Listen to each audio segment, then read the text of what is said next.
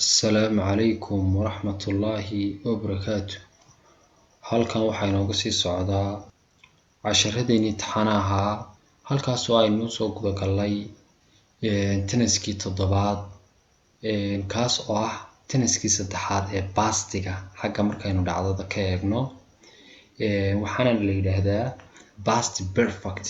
Haddaba aynu ogaano waxa uu ka hadlo iyo wuxuu yahay. wuxuuna yidhi su-aasha koowaad, what is the past perfect tense? Waa maxay past perfect tense and what is used for? maxaana loo isticmaalaa? jawaabtii markaa waxa weeye past perfect tense is used waxaa loo isticmaalaa to show inuu ku tuso the sequence of two events in the past. To show inuu ku tusiyo the sequences isku xiga of two events in the past, laba dhacdo oo dhacay waqti hore. haddaan yar halkaa idin kala faahfaahiyo waxa uu tenniskan ka hadlaa laba dhacdo oo waqti hore dhacay. labada dhacdo way isku xigeen, markaa waad ka hadlaysaa waxaas ayaan sameeyey kabacdina waxaas ayaa dhacay saas oo kale. markaa tusaalayaashaada insha allah si wanaagsan ugu fahmi. okaynu ku sii socono sharaxaadiisa. markaa we use the past perfect waxaynu u isticmaalnaa past perfectiga for the event completed earlier. dhacdada xilliga hore dhacday ayaynu u isticmaalnaa past perfectiga. okay, past perfect ayaad isticmaalaysaa dhacdada hore and simple past for the later event. dhacdada labaadna waxaad u isticmaalaysaa simple past.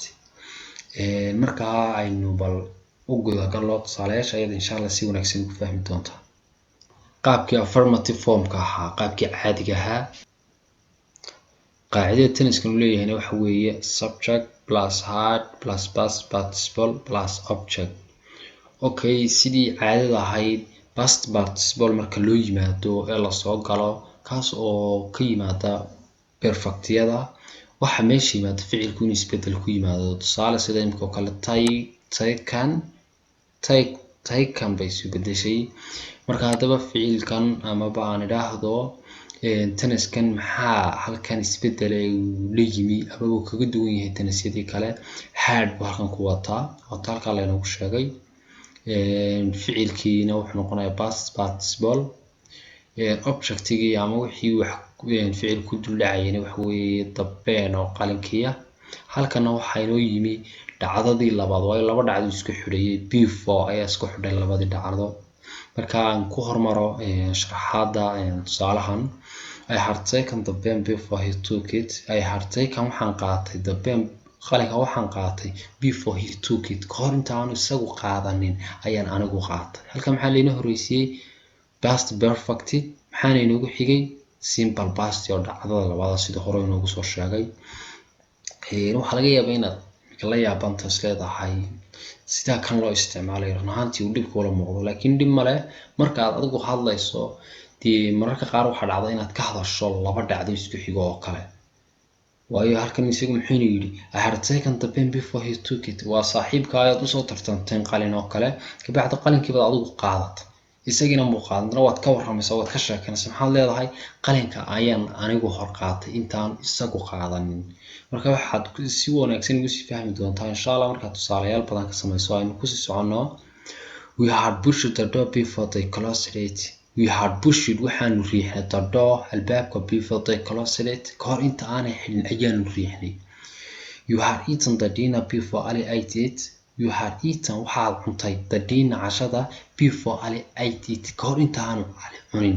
halkan muxuuna yidhi eaten waa past participle-kii, halkana ate buuna yidhi waa simple pastiga waxay noqonaysay. marka qaabkii regularka aad u soo eegto waxaana aad kula talinayaa inaad irregular verbka si wanaagsan ula socotaan u qaybtaan maskaxda ugu haysaan. they had returned to the village before she cooked the lunch. they had returned to the village waxay kusoo noqdeen xaafadda amaba magaalada before she cooked the lunch kahor inta aanay cuntada karin. eeg way tageen kabacdi markay tageenba iyadoo aan cuntadiiba karin ama aan idhaahdo qadadiiba aan karin bay soo noqdeen. marka waa laba dhacdo, waana markaad wax ka hadlaysa ka sheekaynayso ee laba dhacdo isu kaa qabtaan. he had explained the lesson before I came to the class. he had explained waxa uu sharaxay the lesson cashar before I came to the class kahor inta aanan galaaska iman. waa macallinkii oo casharkii sii sharaxay kahor inta aanad galaaskiiba sii gelin. marka aad ka warramayso imika kale uga warramayso saaxiibkaa kale maxaad leedahay sida tan ayaad u hadlaysa waxaad leedahay he had explained the lesson before I came to the class. waxa uu sharaxay casharka kahor inta aanan sooba gelin galaaska. she had winked him before he said I love you. she had winked him way u iljabisay isaga before he said I love you. kahor inta aanu ku odhan waan ku jecelahay ayayba u iljabisayba. it had fallen before I touched it. it had fallen way dhacdayba before I touched it kahor inta aanan taaban. waa tusaale quraarad baa meel bay saarneyd ama falaastii meesha saarneyd ayaad adigoo aan taaban ba ayaga dhacday dana waxa lagu leeyahay aniga aad jabiyo marka waad jawaab celinaysaa maxaad leedahay it had fallen before I touched it. way dhacday kahor inta aanan anigu taaban. okay tusaalayaal badan baa lagaaga baahan yahay inaad ka samayso insha Allah. negative form qaabkii diidmada ahaa. qaabka diidmada ah qaacidadiisu waa sida tan kor ku xusan. marka hadaba maxaa isbedel ku yimi isbedel waxa ku yimi baan filayaa sida aad aragto kaliya not. halka muxuu yiri I had not taken the pen before he took it. anigu ma aan qaadanin qalinka kahor isaga. okay marka wuxuu cadeeyay inuu qalinka qofkii uu lahaa markii hore waan ka hor qaatay uu isagu qaatay. halkan muxuu yiri tusaale xiga we had not pushed the door before they closed it. we had not pushed the door albaabka anagu maanu riixin before they closed it kahor inta aanay xidhin. you had not eaten the dinner before Ali ate it. you had not eaten the dinner cashada ma aad cunin before Ali ate it kahor inta aanu casho Ali cunin. they had not returned to the village before she cooked the lunch. they had not returned kuma ay soo noqonin iyagu to the village before she cooked the lunch kahor inta aanay cuntada karin. he had not explained the lesson before I came to the class. ma uu sharaxin casharka kahor inta aanan soo gelin galaaska. she had not winked him before he said I love you. iyadu ma iljabin isaga kahor inta aanu ku odhanin I love you waan ku jeclahay. it had not fallen before I touched it. it had not fallen ma ay soo dhicin before I touched it kahor inta aanan taabanin oo markaa u dhigmaysa markaan taabtay uun bay dhacday. okay aynu gallo qaabkii ahaa interrogative-ka ama baan idhaahdo qaabkii qaab su'aaleedka. interrogative form qaabkii qaab su'aaleedka ahaa qaacidadiisu waa sida tan kor ku xusan. marka tusaalaha koobaad aynu u gallo tusaalaha koobaad wuxuu leeyahay had I taken the pen before he took it. miyaan qalinka qaatay kahor inta aanu isagu qaadan. marka maxaa isbedel ku yimi isbedel waxa ku yimi had oo la soo hormariyay. marka qaab su'aaleed yimaado mar kastaba had un baa soo hormaraysa ama he ka hadal ama she ka hadal ama we ka hadal waad aragtaa baan filayaa. tusaalaha ku xiga aynu gallo marka wuxuu leeyahay had we pushed the door before they closed it. had we pushed miyaanu riixnay the door before they closed it. albaabka inta aanay xidhin kahor miyaanu riixnay. pushed waa waxa weeye waa past. okay marka halkan bb baa looga baahan yahay waa ku sax sida tan waayo push iyadu bb ma gasho past participle ma gasho. marka verb wuxuu ahaanayaa ka bedelan pastiga ama bb ahaado ama simple pastiga ahaado. tusaalaha xiga muxuu leeyahay had you eaten the dinner before Ali ate it. miyaad cuntay cashada inta aanu Ali cunin ka hor. had they returned to the village before she cooked the lunch.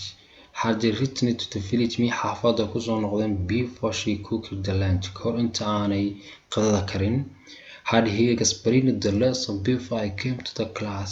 miyuu casharka sharaxay kahor inta aanan soo gelin galaaska amaba aanan iman. had she winked him miyuu u iljabisay isaga before he said I love you kahor inta aanu ku odhanin waan ku jeclahay. had it fallen before I touched it. had it fallen miyay soo dhacday before I touched it kahor inta aanan taaban. aynu u gallo short exam. short exam kaas oo ah homework sidaan idin sheego mar walba.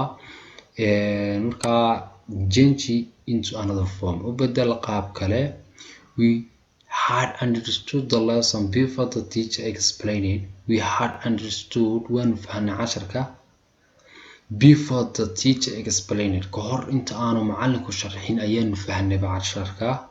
Change into negative u bedel qaab diidma. Had the parents advised their children before they beat? Had the parents miyay waalidku advised la taliyeen their children carruurtooda before they beat? Kahor inta aanay dilin amaba garaacin miyay carruurtooda la taliyeen waalidku? Change into affirmative u bedel qaab caadiya. The children had not played on the bomb before it erupted. The children carruurtu had not played kumay ciyaarin on the bomb bombada kuma ay ciyaarin before it erupted kahor inta aanay qarxin. Marka wuxuu ka wadaa bombadan ciyaalku mabay taabano kumay ciyaarin iyada iskeed isaga qaraxday. Change into interrogative u bedel qaab su'aaleed. halkaa ayuu casharku inoogu joogayaa. Wassalaamu calaykum waraxmatullaahi wabarakaatu.